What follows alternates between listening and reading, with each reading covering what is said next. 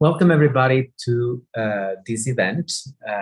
Can the Brazilian Amazon forest still be saved? On the Amazon Fund between Brazil, Germany, and Norway. I would like to thank our co-sponsors on behalf of the Center for Portuguese Studies, the Center for Latin American Studies, the Université Catholique de Louvain, for sponsoring this event. And I would like to introduce our special guest, Herbert Gonçalves Marques Jr. is a native from Manaus, Brazil, is a doctoral student at the Department of Political Science of UC Louvain in Belgium. His research focuses on the international protection of the environment, in particular the Brazilian Amazon forest and the ecotourism. I would like to thank Herbert to be here with us today. And the question that I would like to put to Herbert is not really can the Brazilian Amazon forest will be saved, but how the Brazilian Amazon forest will be saved. Thank you so much for your attending to this event, and I'll give the floor to Herbert.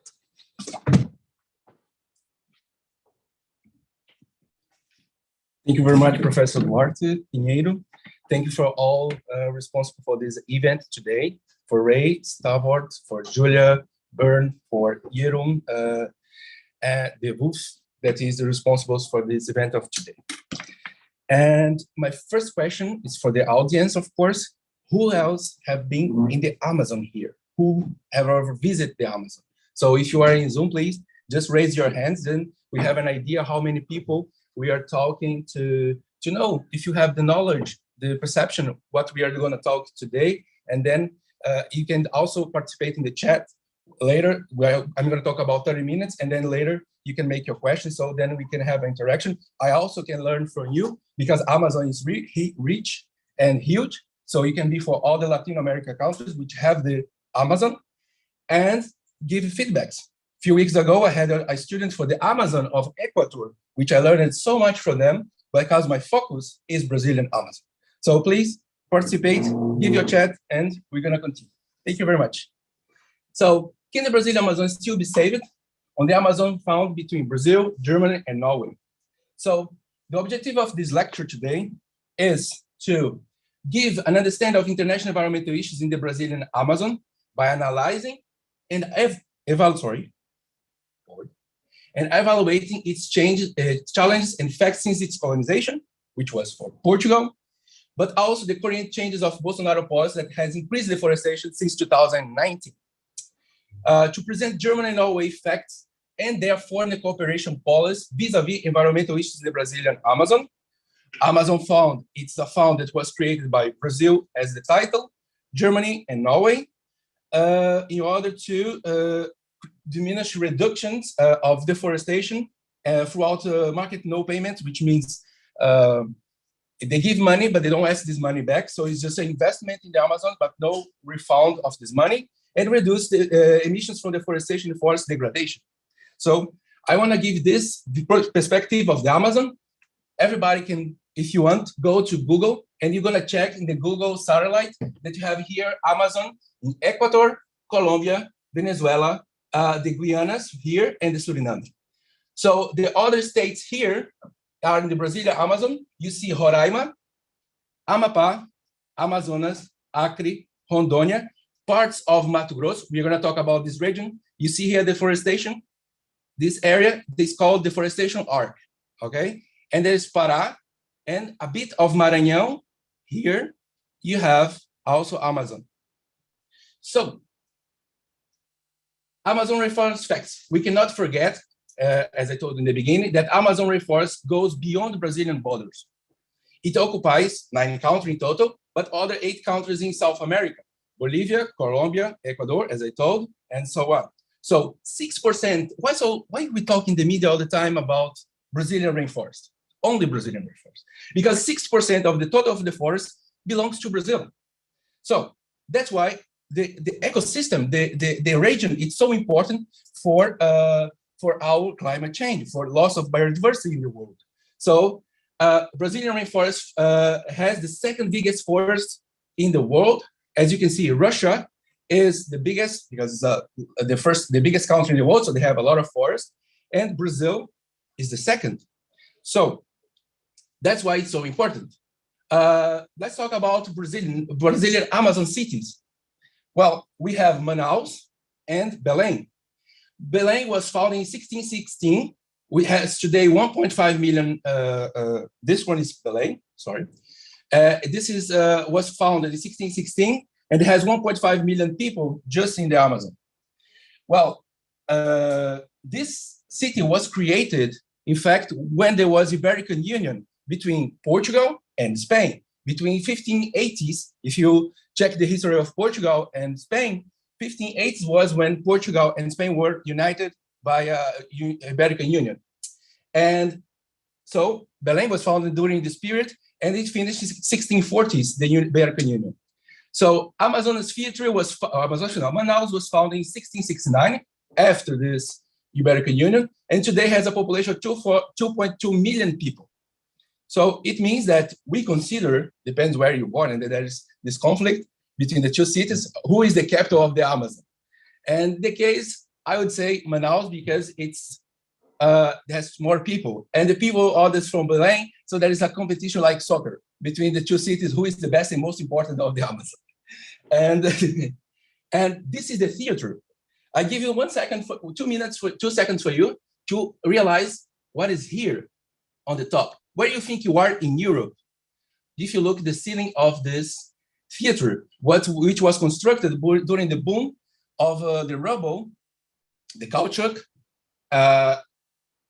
between the end of 19th century until the first half of 20th century, which was the most important economic development for exploitation of natural resources of the Amazon. Why? Because this time, the half of the 19th century was when we started to construct. Was the cover organization was for the tires, for the shoes, and all these products became Amazon had these all products to be the seringator in the case to extract and to produce those products for Europe, right? Exportation for Europe. So Manaus was at the time the second city to have electricity in Brazil. A lot of English people went to Manaus and construct trams, dams, and all these technologicals at the time. It was a big revolution at the time. So this year, the Teatro Amazonas was constructed at the time. So my question for you, if you ever have been in Paris and you are under the Eiffel Tower, this represents you looking from the ground to the top, the Eiffel Tower. You see that? The columns of the Eiffel Tower, and you're just looking up. So Manaus had the players, the play of opera and all the things that were happening in Paris in the middle of the forest. And the technological, industrial revolution that was happening in England was also happening in the middle of the forest. So this is give you a whole perspective what was going on historically since the foundation, economical development, to understand why the Amazon was deforested. And let's go here. Brazilian Amazon human development from 2020. This is more actual, of course. We stop with the historical part, and we go for economical perspectives. So Brazil from 2000 to 2010 had the Human Development Index medium, I would say. You know that HDI represent closer to 1, it is highly developed. And lower than this, you are still under development. So Amazon, it's really low. And my research, I discovered during my master's dissertation that I did the econometrical models and everything to check the reasons why there was deforestation. And one of deforestation is roads, poverty, and of course, cattle, because people deforestate in order to put cattle there, cows, and all these products for the industry. And today, we're gonna see also that once the South region, I will come back to the map if you allow me, please. But it's important to see that here, it's the soil, is the heart of Bolsonaro policy for today. Why? Because the soybeans and the cattle, it is the people that elected and are supporting this actual government. Not only him, there's people from a church and the people that wants to have guns. So it's the call in Portuguese, 3 Bs, the bullet, the Bible, and the cows, which is boi. So, oops. Yeah. Let's go forward here. And we have the growth. This is a Brazilian Amazon deforestation 2004 to 2021. This is the states where I showed in the map. And this is the Amazônia Legal in Portuguese, which means it's an administrative area of the whole Amazon inside Brazil. And this is, in fact, a way to give incentives, money for the Bank of Development, BNDES of Brazil, to the Amazon. And this bank is the one administrating the money that gave to Germany and Norway in order to create programs to develop the Amazon and stop deforestation. As I said, this is one of the goals of this lecture. So you see here, 2004, we had just 27.7 kilometers squares, right? 27.7 thousand deforestation, 2004. And you see there is a decrease. Little by little, there is a decrease. But wait, why is that?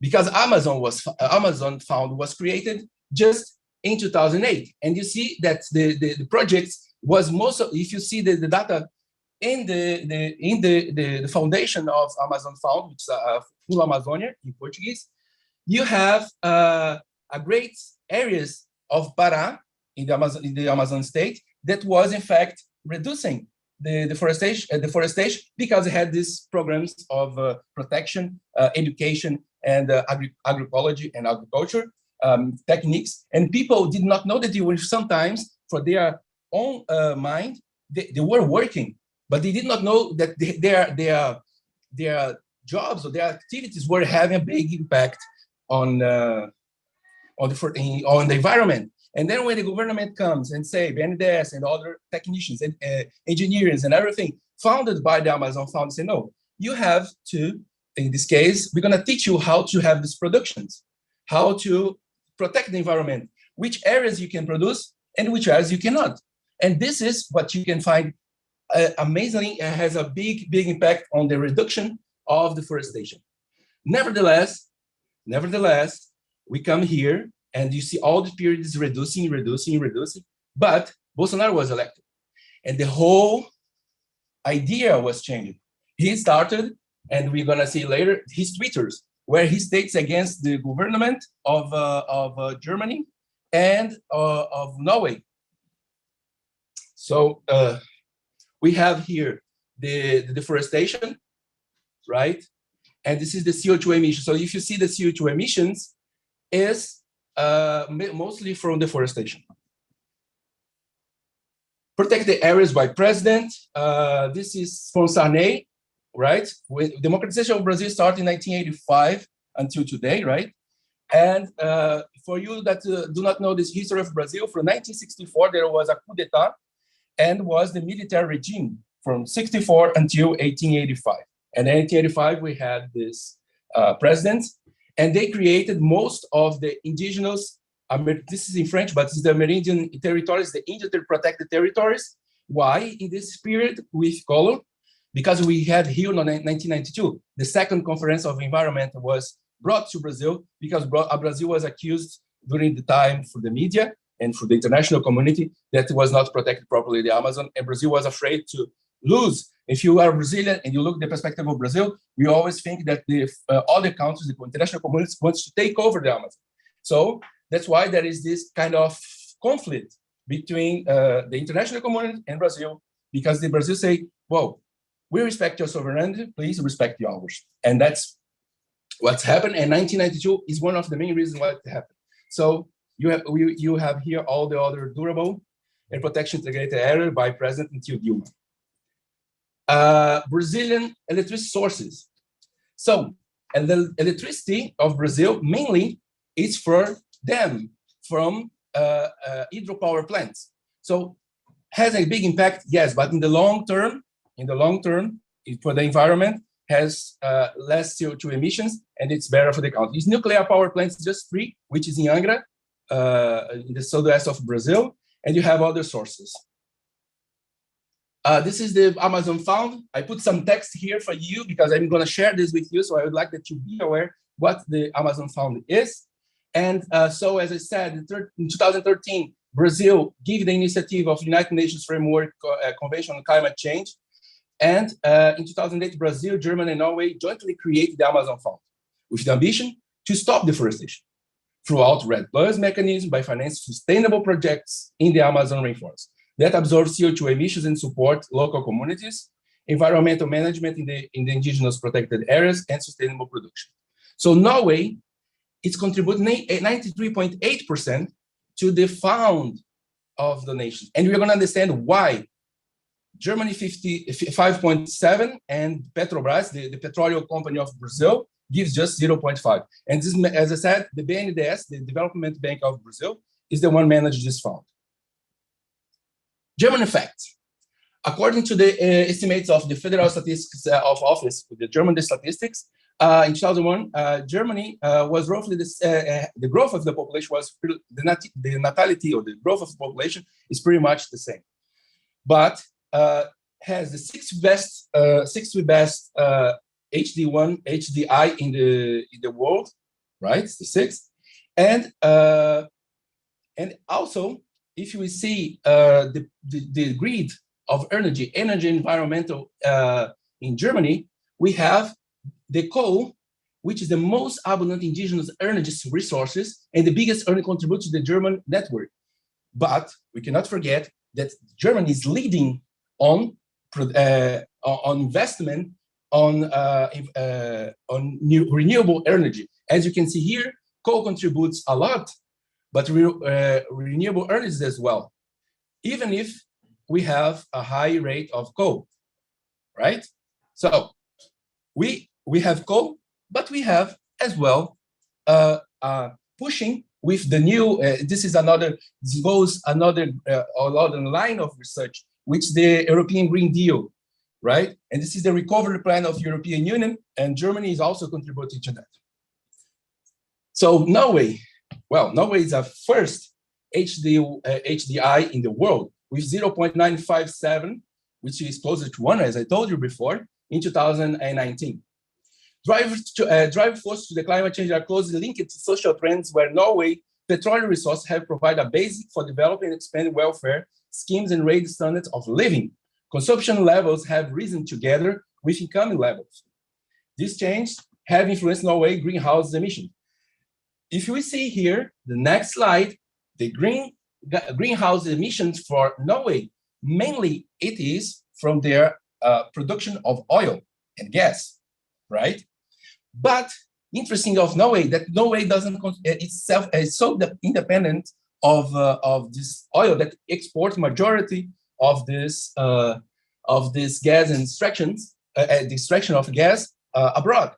And the electrical grid, the energy grid of Norway is, just like Brazil, hydropower plants. That was a historical evolution. If you read the history of Norway, it's really interesting on this aspect of environmental, because people has the conscience of aware of the importance of the environment. So Norway is the third largest exporter of natural gas in the world, second largest producer of oil in Europe, and because of it, Norway has the largest sovereign fund in the world. And that's the fund that funds Amazon Fund. Really interesting. So this is the program of Norway International Climate and Forest Initiative. You see this pie? Guess who has received the most investment of this? There's a lot of countries here and programs, right? But who received the most of this pie, in this pie of the money of Norway? Brazil, the Amazon, throughout the Amazon Fund.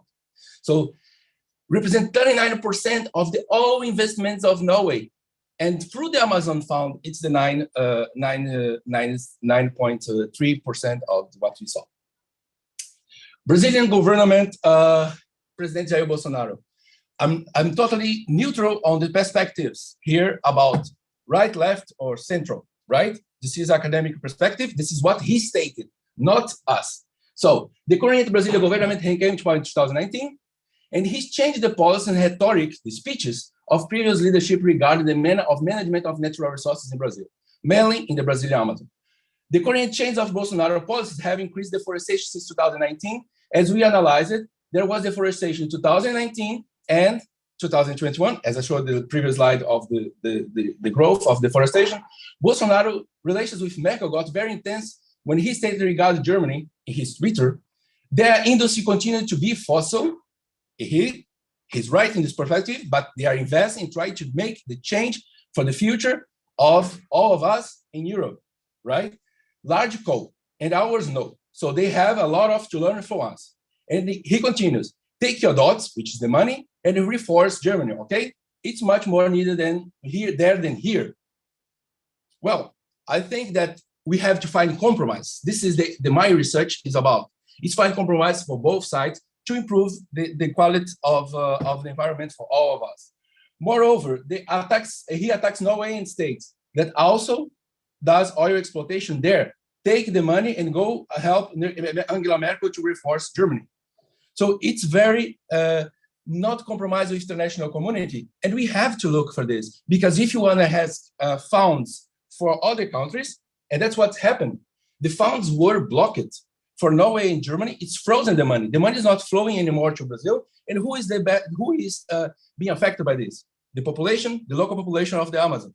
So it's not about to be right, left, or middle, or central, or whatever. It's just compromise. Let's find compromise and continue helping people. That's the goal, helping people in the country. So, and have good relations with all the countries, not getting isolated. So currently, Germany and Norway have frozen $10 million allocated to Amazon Fund, as I stated. So here you have the values, okay? Today, he continues to give support throughout his rhetoric to have exploitation of the Amazon region. Yesterday, he stated that there's a mega project to exploit in the Valley of Xingu, which is an area in the Amazon where he constructed the hydroelectric power plant Belo Monte. And now we're going to extract in this area, which is an indigenous area, gold. Also, most with the war in Ukraine and Russia was the biggest exporters to Brazil. Brazil was importing to the agriculture potassium.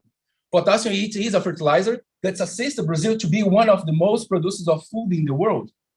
And where do we have this? Also in Brazil, but in the Amazon in a protected area. So he said, okay, we're going to explore this, but this is a protected area. So he's ignoring.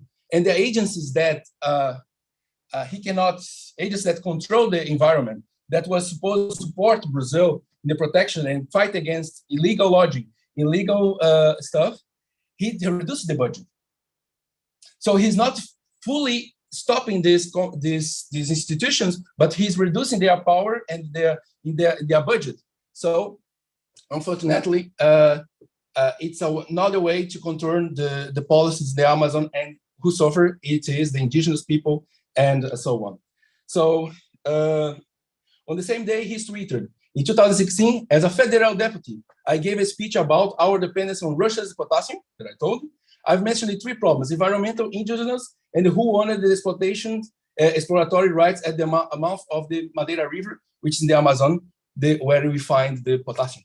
So it's really delicate subject, but we have to find the compromises and see the best for all of both sides, the national community, humankind as well, and Brazil. So if you like to stop actual environmental issues, the Amazon, and loss of biodiversity in our planet for happening, which is this, and there's a research stating that the climate change is one of the major problems of the environment, but also loss of biodiversity, right? So, so I propose, and I answer the question of Professor Duarte Pinheiro, where agroecology. Why not teach these people? And that's what the Amazon Fund was doing, is teaching these people how to manage their own land, how to manage, and then what's the objectives? We see hunger, zero hunger. This is the United Nations, right? Assessment for the environment. So zero hunger, good health and well-being, climate action, life on land. So you have benefits. It's not just produce, but also produce with quality for everybody. This is explanation. As I told you, I will share with you later, so you can read specific what is agroecology and the slides. And I will share also my paper that I also later with you about this. So the other one, which I propose, okay, you're not obliged to work in agriculture, but you can be receiving tourists from your own country, for other regions, because Brazil is huge. And why?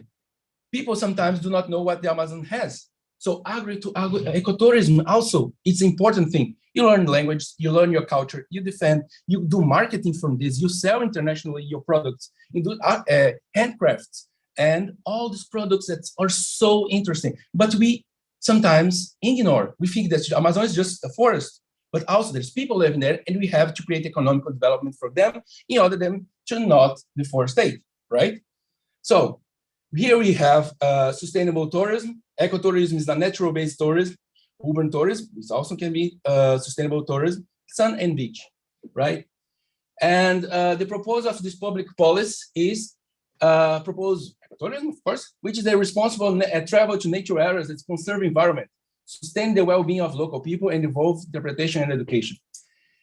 Ecotourism, and to link the idea of resources conservation, natural and cultural, as I told you, so you can sell these products, to the idea of sustainable development of local communities. And by the way, there's one thing important. Portugal with TAP did in the World Cup, right, 2014, connections between Lisbon and Belém and Manaus.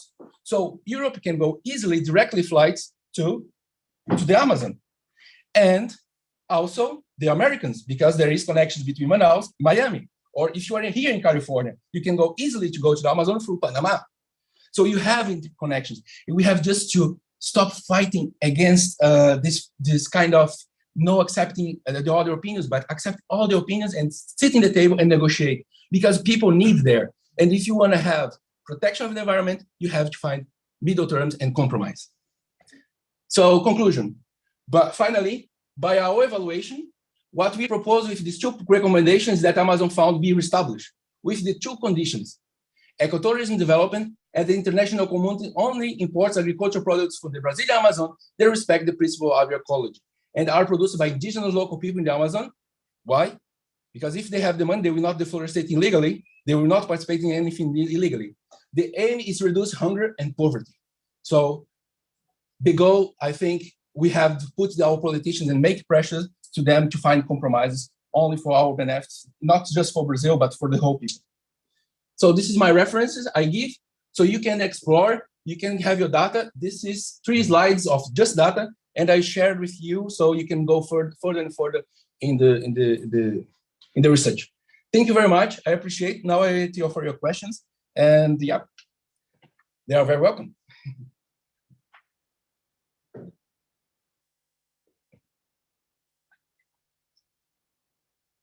I have a question. Yes, please. For you. So,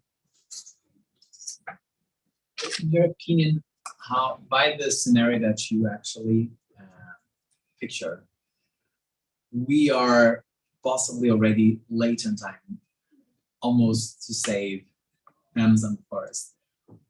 How can, not only on the fund that you talked about it, how can we as a global world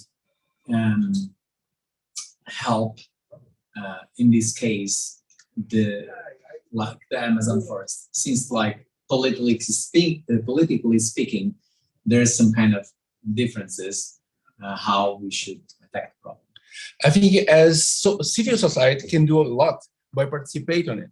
First is being part of associations or foundations that defend the environment. This is the first step. Second, it's pressure to give, ask your government in each part of the world to protect not only Amazon, but the rest of the world. Let's work for that. I know that we have a war going on. I know that the things, the priorities are getting, people say like, okay, environment is less important because we have a war and we have a problem with the third, maybe, I hope not, Third World War. But no, I think this is the European Green Deal, and I used one of the instruments here when I said that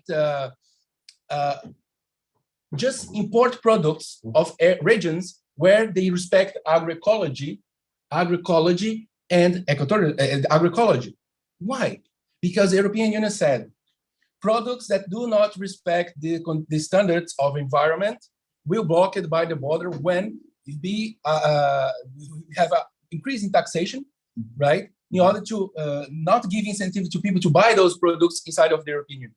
And if everybody do this to protect the environment, and then they will start to negotiate, because you're creating a way of becoming these products more expensive. And people say, no, I will not pay for something there is a lot of skills as well. For example, the free trade for bananas, for example, or for all the products. So I think people can make a difference by working their way of consumption of our economy, first. Second, participate politically in these institutions. And third, pressure their own government throughout these instruments. Mm-hmm. I have a second question. I'm allowed. And then if other people on the office would like to ask. Because I know you have a background in tourism and talk about ecotourism. How instrumental can ecotourism be for the growth, let's say the growth of the Amazon protection, not the growth of Amazon in terms of devastating the forest, but like giving back to the Amazon? How much more can the ecotourism grow in Amazon? In your opinion, there's more room for the ecotourism in Amazon to grow, and in order of that, basically money produced go back into the Amazon forest, or we are at the limit? Because Amazon is being devastated for construction of roads, hotels, and so forth. In your opinion, is there more room for that? Or? There is. And I think we have to work with one thing that the management has is marketing. People sometimes do not know what's going on in the Amazon. People do not, sometimes internationally, the international community think that it's just forest, big, important forest, but there's people living there. So we have created this condition. And me personally, I started my career as an ecotourist, working in ecotourism in the Amazon, in Manaus. So between Manaus and the lodges in the Amazon, close to the Rio Negro River, just crossing, you can look in the map, Manaus and the Rio Negro River and the Amazon River. So there's the meaning of the waters. And that's where I learned English. That's where I learned French. That's where I learned all diverse of things. And we learn to be proud of our own local culture. And we bring tourists for there. And they are amazed by the handcraft of the Indians and everything. And they are amazed by the fact that they were expecting another stuff. And then when they get, whoa, there's all these important things here. And sometimes people that are not in tourism there, not working in tourism, say, but Rio and São Paulo are very developed. We are not. No, you have to give value to your own products. And to giving this value, give you identity, you can better sell your products in your region. So I believe there is a lot of margin, not just gross cattle and deforestation for illegal deforestation and protected areas. I think you can use, for example, less than a week ago, I had the opportunity here in California to visit some areas, national parks. And it's amazing. You get in, you pay for the park, you pay for the activities, you pay for the services. And I think that's the way we can make also in the Amazon. But it's missing political will. It's like to have a stage for the best soccer game in the world, but we don't explore it in the best location. So the piece of marketing, right? Place, price, promotion, and so on. And we don't use it at the higher degree that we're supposed to use. And I think there is a lot of margin. Thank you for answer. I have some questions from, I don't know if from the audience, more questions. Ray is indicating maybe there's. So yes, we have a couple of questions from our Zoom audience, so why don't we take one from the room first and then we'll go. Thank you. Thank you, Herbert, for an interesting presentation. I actually maybe more suggestions than questions. And to pick up on what you just said, what I found very interesting and somehow something that you didn't present, I would suggest that you add to agroecology and ecotourism a little part on cultural heritage. Because as you clearly state, that is kind of making it possible for local communities to actually engage with this much more.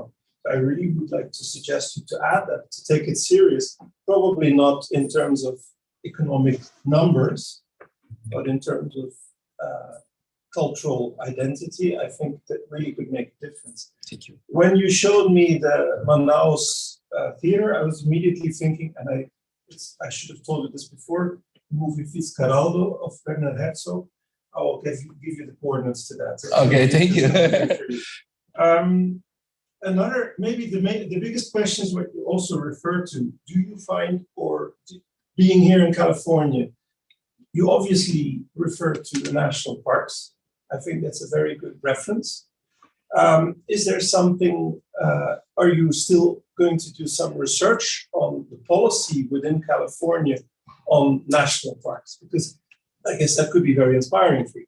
That would be my question. I think one of the reasons why I decided to come to California and why I applied to be here with the institute, and I have again to thank everybody for this placement here, is because California has the fires, right? And the forest fires and the parks. So these two combinations, it was to observe as local, the fact that we can manage better, because the approach in fires, for example, that's just for the first point.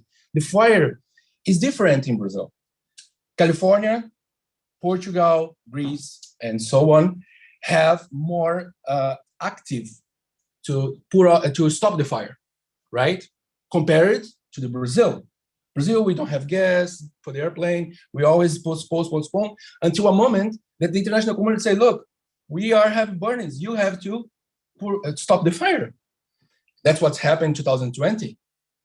So I'm not saying that accusing any government of this, but it's really happened. Research, go and look in the Panau, in the other areas of the Amazon. There was happening, and say we don't have gas to the airplane. So we have to. That's one of the reasons I'm here, to learn, to see, to observe locally how this is going, and for the parks as well. That's the idea of ecotourism. The national parks already exist. There's plenty of national parks that are not explored in the Amazon or other regions of Brazil, because Brazil has 5 biomes, right? There is all the areas but we're focusing in the Amazon. And I think we have a great opportunity in natural resources to explore in their own benefit, of their own population. So California is an example, at least for the moment for me, and it gave a great opportunity for me to see with my own eyes what's happening to the benefit of their own people here and the protection of the parks. I'll look at that question. We do have one from the chat that sort of touches on that as well. One of our audience members asks, how do the native living in Amazon react to ecotourism? Are they collaborating with this kind of policy? Are they being called to take part in this tourism? Yeah, they are, and that's the main idea. The ecotourism, as I showed before, you're gonna receive the whole paper and the slide, and you can have the references.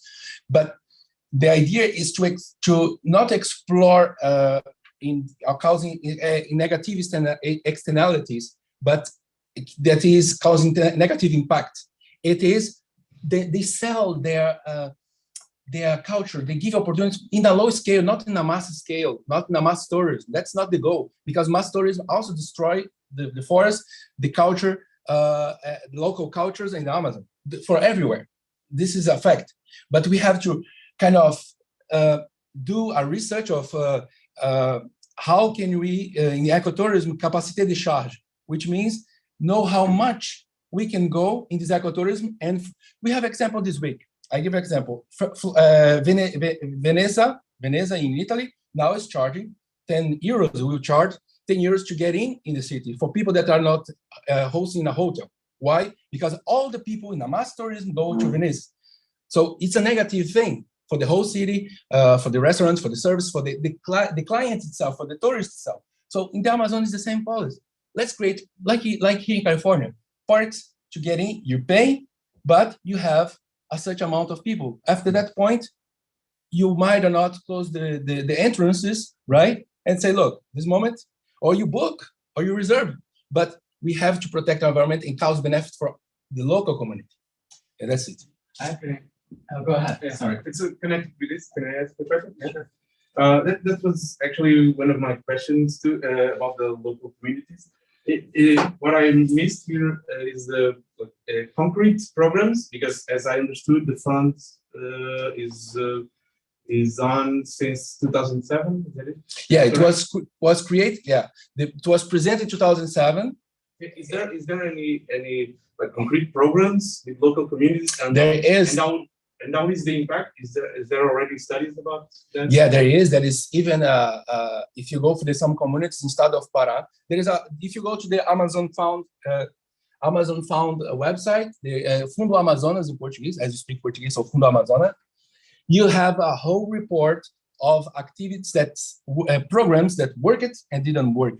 This worked, didn't work, and these programs are what?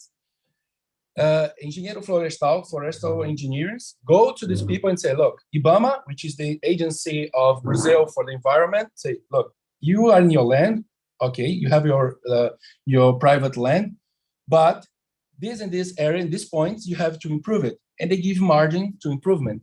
They have education for kids throughout the Amazon Fund to better understand their own region. And so on. There's a large program. Yeah. It seems to me from outside, and it's the first time I see the presentation, we already talked about these things, but now more, because my project actually touches a bit in terms of history, how to work with local communities, and now I'm analyzing the impacts long time after. But what I hear, maybe I'm wrong, I hope, is too much a top-bottom program. Like you used an expression that I feel a bit uncomfortable. Teach these people. And it's top-bottom. This idea of teach these people. No? Is there maybe I'm wrong? That's right. But now we are in a time, I think, more bottom-top, more bottom-up. You know? Ideas of development in local communities. And I hear this because this happened before, even in the United States, and there are programs that can be inspiring for Amazonas too. That despite the fact that are state promoted, they seem bottom up and they work sometimes there. But now I think it's another time. Yeah, it's true. This pause because I'm looking for outside, inside. That's a perspective. So all the countries or all like European Union cannot get in Brazil and say, look, you have to do this, you have to do that, or Norway or Germany. So it is a kind of bottom up, outside, inside Brazil, right? It sounds top bottom. Yeah, but the bottom up, my approach for bottom up is for the European community, for the international community, right? To pressure their own government to support and find compromise with Brazil. So this compromise, it's not only looking the government perspective of Brazil, but also the local communities of the Amazon and what they need. So it's a compromise. It's not, in this sense, it's not more up, down, up, right? It's a compromise to find a middle term. And that's my goal with my research, is to find a middle term. First, as I said, outside, inside, international community to Brazil, and the perspective of Brazil is inside, bottom up, down, government help the people, and people help itself throughout their culture. So when I say teach these people, I am one of them. I was also educated to work in ecotourism, and I had an opportunity to go abroad and learn more about it. And I think that if the government gave me opportunity, right? By learning language, by learning my own culture, by learning my own region. But I also, as a bottom up, I went further and say, look, if I can do it, not just me as an individual, but all the people, it's benefit. It's benefit for everyone. You benefit everybody with that. So it's approach that you have a variable vertentes, right? But it explains the evolution of the research, and it's to find a compromise. Yeah, is there any study asking the local communities? What are the local communities? The cities, indigenous people? Is that it? Local people are also living outside Manaus, for example. If you go to Nova Irão, to other cities, Who are the local communities? local communities usually they live, for example, in floating houses or high-level houses, right? Because the levels of the water go up. I refer to them. Indigenous people. They are not only indigenous people, right? There's 60, for example, in the Amazon state, there are 64 municipalities.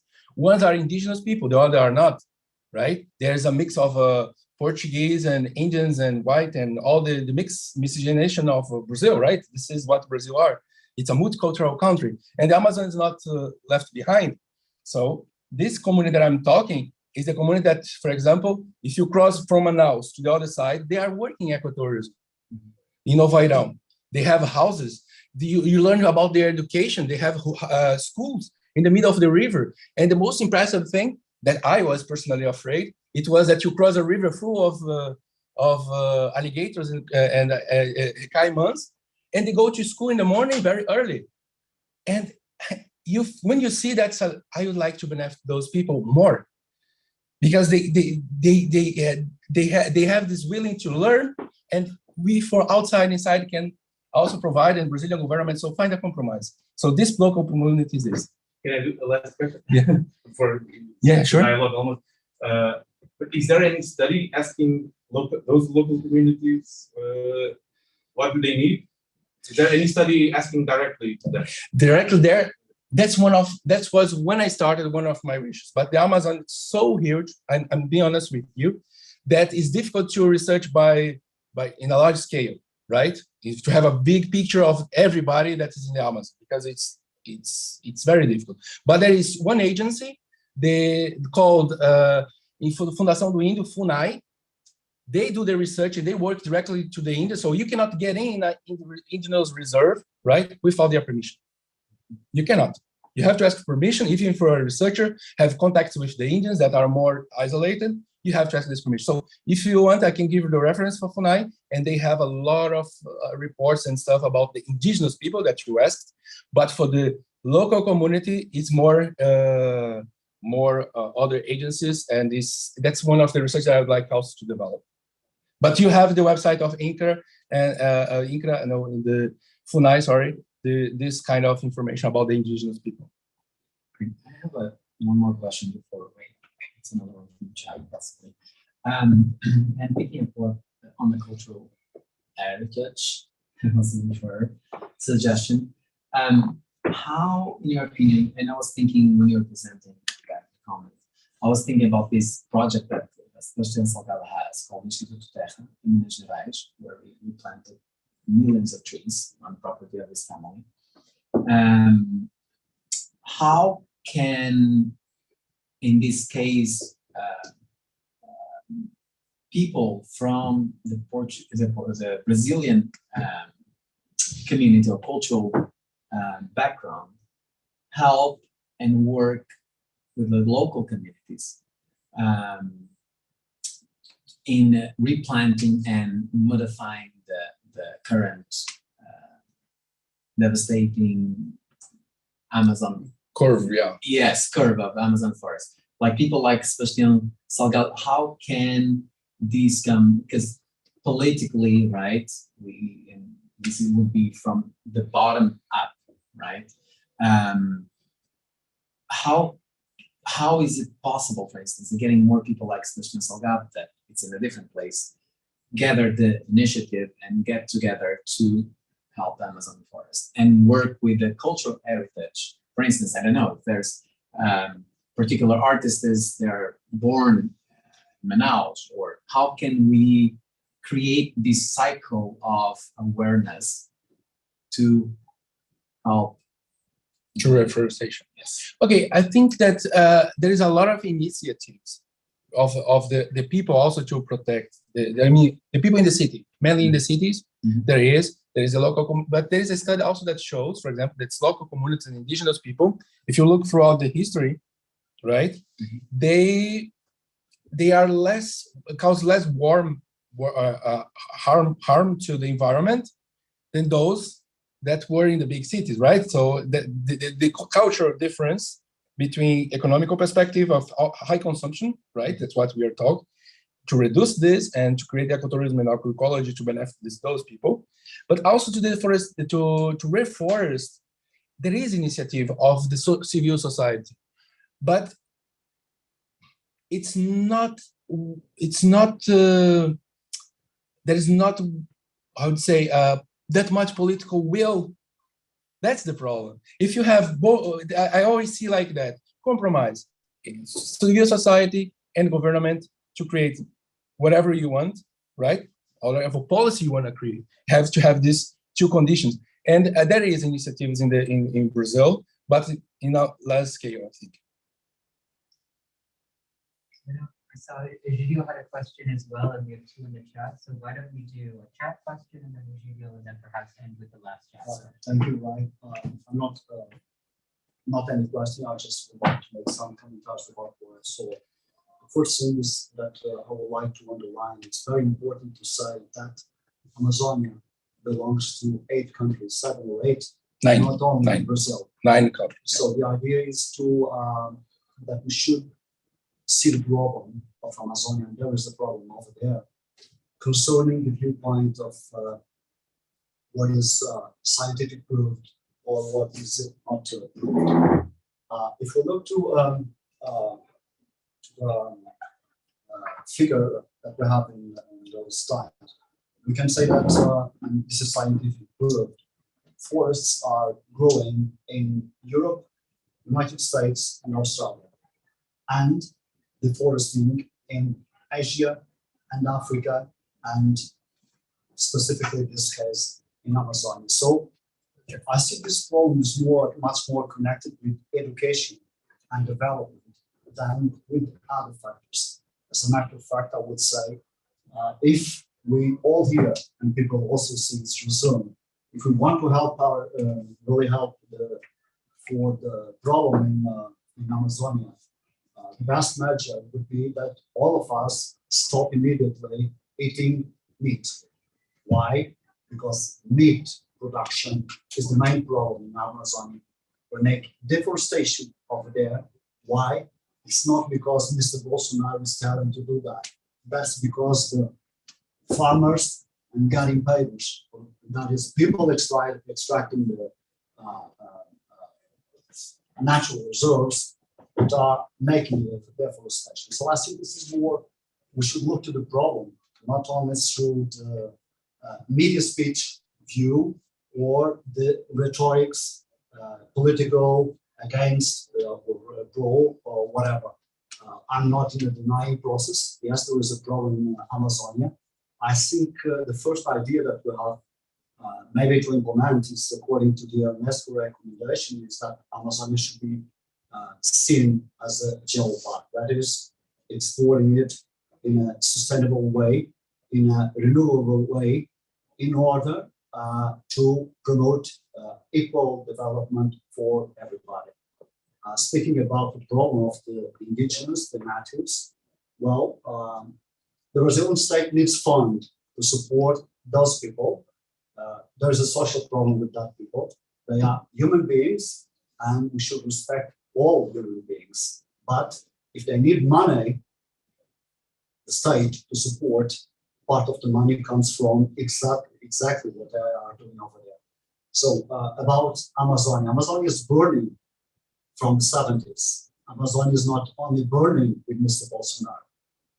Also, I should say that, as it was presented over there, that there is legal deforestation and illegal deforestation. So we have to see that there is this problem. So the state thinks, Brazil thinks that there is space for illegal deforestation. Specifically about the point, I would like to say one thing of the International Fund to support Amazonia. Let's see about Norway. It was presented the case. Norway is one of the most richest states per capita in the world. Why? Because they have a lot of gas and petrol in the North Sea. And maybe just because of the problem of deep consciousness, so we go and support Amazonia. So in a way, we extract gas and oil, which provoke pollution, but we have our own consciousness heavy, and so we go and help Amazonia. That's correct. I don't even say nothing against that. The case of Germany is completely different in my viewpoint. 50% of the production of energy out there is from renewable sources, 50%. Germany shut down the nuclear production of energy in 2019. Maybe this is one of the reasons why we have, at this present moment, a war in Ukraine. Also, just one last thing. The measure that I think we should all take is to stop eating meat. We will help Amazonia work just with a simple, at least reduced for 50%, I would say. I don't know if there is any vegan person over here, but cutting 50% of the meat consumption would be the best measure to protect Amazonia. One thing that I would like to underline, which is... With all due respect, we do have two other questions from the audience. And we are yeah, just one more thing. This is a criticism negative. I don't think the title, "Can the Brazilian Amazon forest still be saved?" It's wrong. It's completely wrong. The question is how we can save Brazilian Amazon and Amazon from the other 7 or 8 countries. Thank you very much. Okay, thank you. Just 1 minute just to answer this question. I answered this question for Professor Duarte, right? For Dr. Pinheiro, how? So I answered. And you're right, when we have to reduce production or consumption of meat, totally agree with you. I think that that's what is, that's what I spoke here, in fact, is not this consumption. We have to, the way we consume, have the consumption of the products coming out from the Amazon. That's one of the points that I said. So you're right, but I think that we have a margin to work on it throughout agroecology, throughout ecotourism and other products. So the last 2 questions that I have in the chat, which if you don't have time to answer, then that's fine. So the first question involves international cooperation. So how can the reinstitution of the Amazon Fund occur under the regime of someone who's opposed to international cooperation is the first question. And the second question regarding specifically the involvement of Norway and Germany in the Amazon Fund. If this Amazon Fund continues to be funded primarily through the extraction of oil and natural gas, how do we reconcile this ideological contradiction? Okay, first question is, could you? Oh, yes. First question, how can the reinstitution of the Amazon Fund occur under the regime of someone who's opposed to international cooperation? That's what's happening between, this is another line of my research, is the EU-Mercosur trade agreement. This has caused a lot of impact in the actual Brazilian government, because the program, as you see now, there was a seminar, a congress between the Brazilian senators, and in March, there's a conference between the Brazilian senators and the European Parliament, where the responsible is a German deputy, European deputy, and she said, this kind of approach that has Brazilian government doesn't give opportunity for us to get a compromise. Again, always compromise. So this kind of comportament for negotiations, the agreement gets in the freezer. So it's frozen there, just like the Amazon Fund. So all this international cooperation are frozen for the moment with a government that's not looking for compromise. And that's the point. So it causes impact, it causes negative impact to the government. People also pressure inside Brazil, the top down, the government, because he's not doing, and it causes impact as well. The EU-Mercosur trade agreement, it was seen by the actual government as whoa, we got an agreement that took so long to be settled. But then when they saw that there was a huge impact in the environment, they said, okay, we're going to put in the freezer for the moment, and we'll see what's going to happen next. But European Union and international cooperation can freeze those cooperations until to affect this government that don't look for cooperation. Second.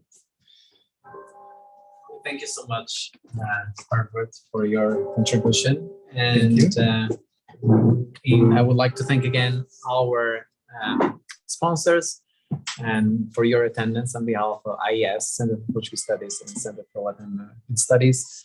It was a wonderful event, and I hope to see you soon on another IES.